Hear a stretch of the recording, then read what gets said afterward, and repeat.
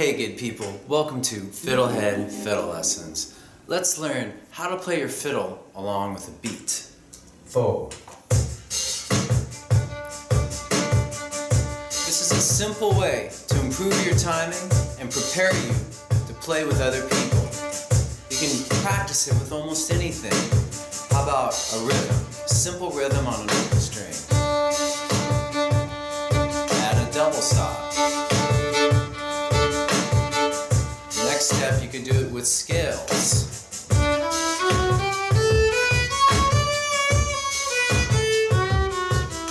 You can do it with exercises like string crossing.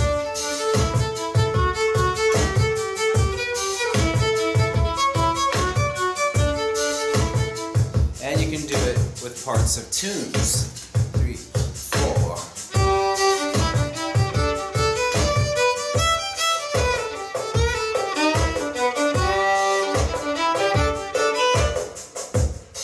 So in this lesson, I'm going to talk about when to use a beat, how to use it, where you can get some beats to play along with, some sources, and then finally I'm going to close with an 8-step incremental guide to playing with a beat.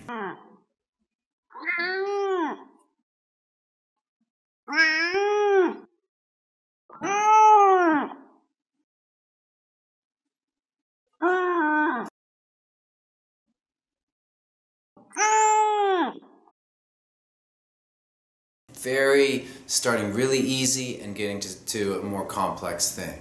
So, when to use a beat? Well, I'll start with when not to use it, which is if you're learning something that's really hard and you're figuring it out still, do not use a beat. And you probably don't even need me to say this because you would naturally not want to do it. But if you're working on a very technically difficult thing, chromatic scale, and you're just learning it, you need to do it in what's called free time, where there's no beat and you're free to just sort of change the speed, speed it up, slow it down. You're just working out those technical things, how to place your fingers, you know, and trying to remember things, right? So, but once you can play something with a little bit of flow,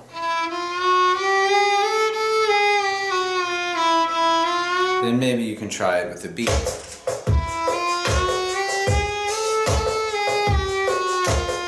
Alright? So, but otherwise playing with a beat can be used with all sorts of things. And so, you can use it with tunes, with exercises, scales, anything, improvising, anything you're practicing. Alright? So, now, what you could also do is use a metronome. But there's differences between what they're both good for. And I actually like metronomes quite a bit too, but I think metronomes are really good for slowly getting faster at something. Because with a metronome, I got one on my phone, you know, you can start with a really slow beat. It's at 57 beats per minute, or BPM. And so I could play some like thing like and then I could kind of go just a little bit faster. I could go up to, let's go to 65. And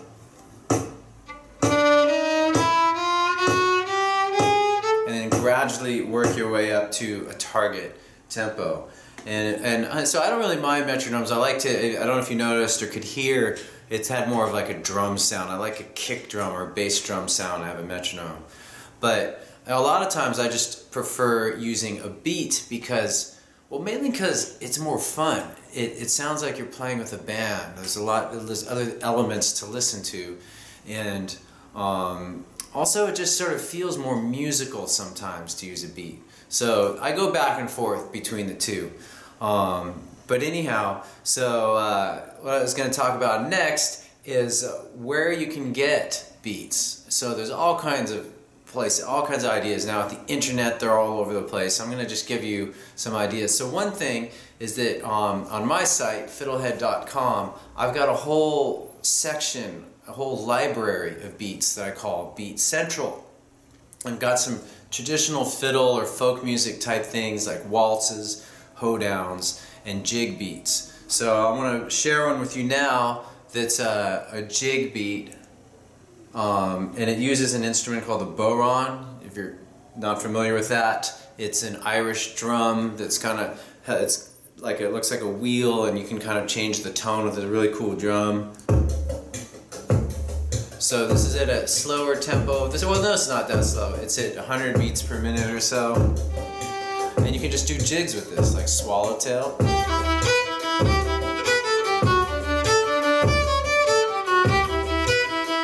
it's just cool. It feels like you're playing at a session. Alright? So there's the beats that I've created on FiddleHed are at 5 speeds. Usually there's 60, 70, 80, 90, and 100 beats per minute.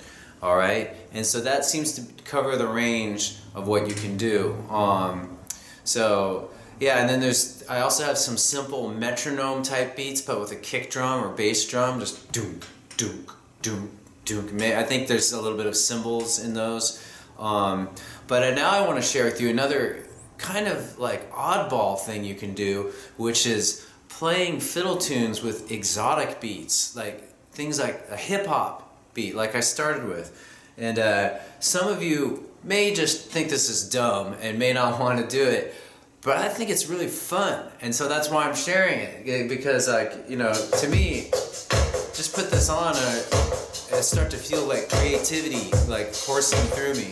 So with this we could do, like, let's try a polka.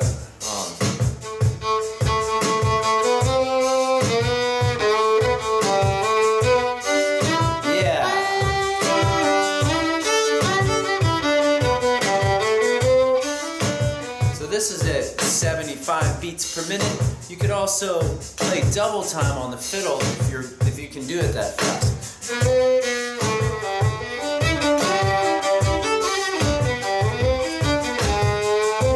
Alright, so that's a good strategy as well, just kind of to try the double time thing. It's an advanced thing. If you're a beginner, I wouldn't do that, because it'll make you nervous, maybe, or anxious.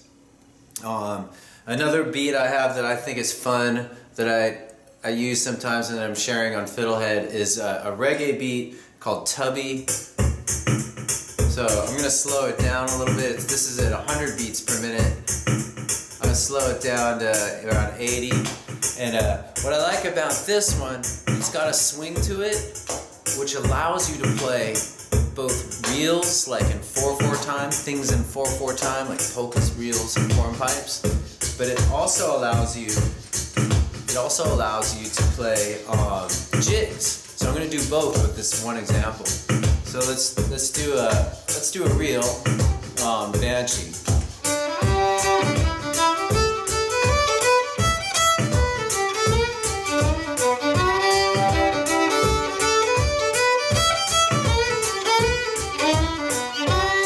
But you can also do a jig. So we'll do Kesh jig. I'm going to slow it down a little bit. It'll be a little easier. I could probably do it at that tempo, but it would feel like cartoon music.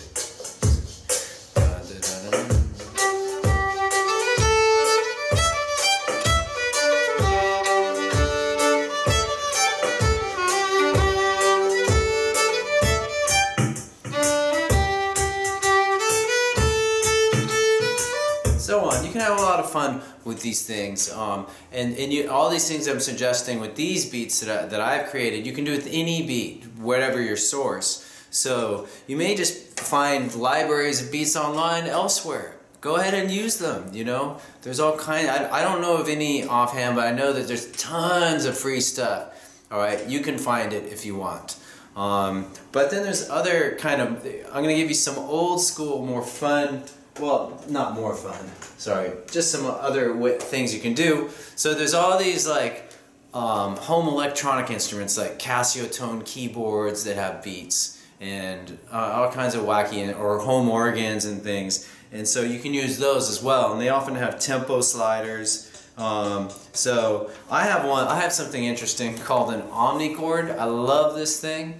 Thinking about doing a lesson or two on this, even though this is supposed to be about fiddling on FiddleHed.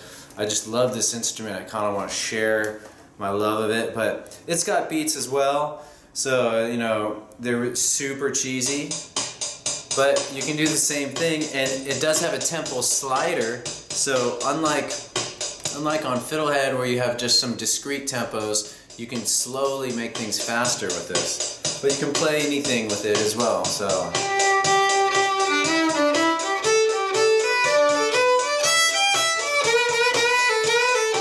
Alright, I don't know, let's do samba. Oh, no, I don't want to do that. How about march? March sounds almost like bluegrass.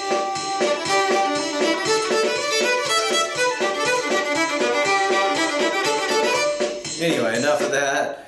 There's a waltz on there. Let's see if we could do, let's try a waltz.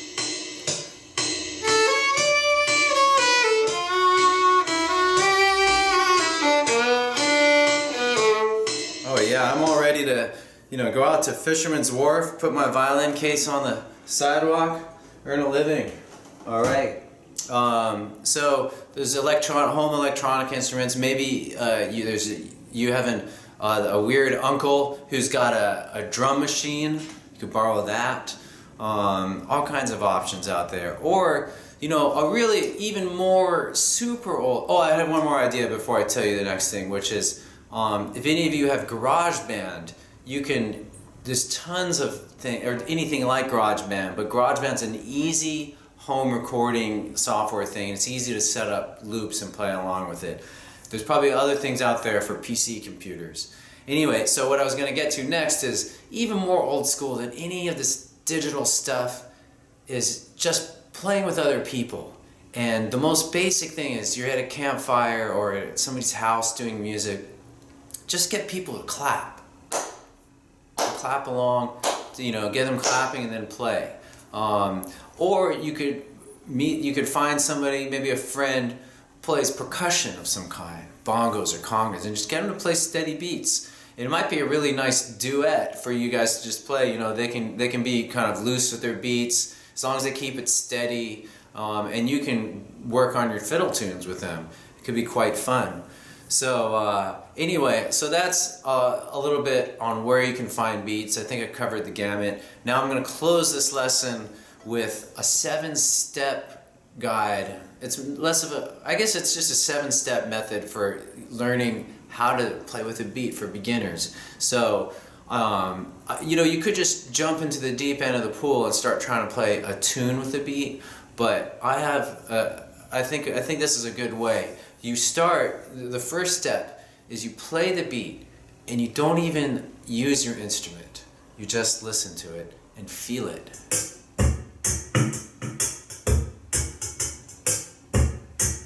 Just feel, let your body move, maybe dance a little bit, try to clap along. Okay, that's the first step. And not to be taken lightly. It's very important. And if you struggle later on down the line, set down your instrument, breathe a little bit. Don't forget to breathe. I do sometimes. Got to remember to breathe. And then go back to just listening and feeling the music that you're doing. Step 2, play something very simple with the beat. I suggest starting with 4 quarter notes on an open string. So just 1.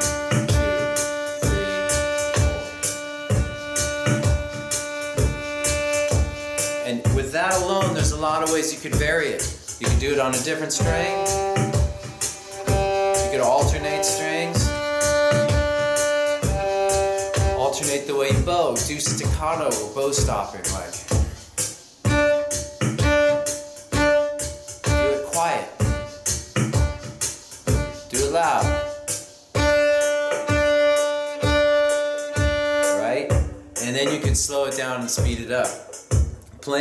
I'll just say that playing extremely slow with a beat is very challenging. Try it and you'll see. You may want to do it step by step. Slow, and I'll also say that playing extremely slowly is sort of the Jedi mind trick to playing really fast. If you can play something with a beat really slow, something complex, you're going to be much better at that fast. Alright, step 3 is to take the beat and play just a simple rhythm with it. So, ho down, tucka, which is short, short, short, short, long, long, short.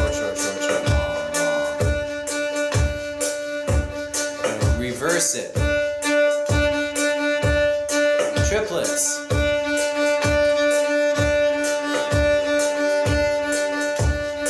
Alright, so do all that, different speeds, different strings. Step 4, start to use your left hand. We're not even getting to our left hand until step 4. That's how stepwise it is. But if you do these steps, you're sure to be successful at it. And at any point, if you struggle, you work at your edge and maybe go back down, you know, to an easier step. Don't be too proud to do that, all right? So next step, we just play a few notes with the left hand. How about open 1, 2, 1 on D. Open 1, 2. If that's too easy, then do a scale. If it's too hard, maybe do only 2 notes. Open 1, open 1. All right, and then you do all your scales. You can do different scales, and then now we're getting into like the realm of infinite possibility because you can add millions of variations to the scales, right? So you could stay on step 4 for like, you know, like Mr. Miyagi would make you stay on it like, you know, for at least 2 years. Wax on, wax off. All right. The next thing on the list is after you've done your scale, being able to do a scale, now that we move towards doing it on a tune. And the way I see it at this point, this is gravy. This is the icing on the cake, the cherry on top. And so there's 2 steps. The first step to playing on a tune, which is 6th step overall, is to just play one little bit of the tune. So let's go back to the band sheet. Maybe slow it down. And just do that much in a loop. Next piece.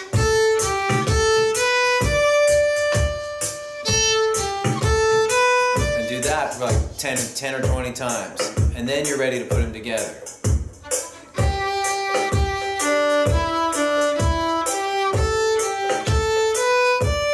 Good. And then once you get that, you take that little piece, slowly speed it up, and then when you're good at it, move on to the next piece.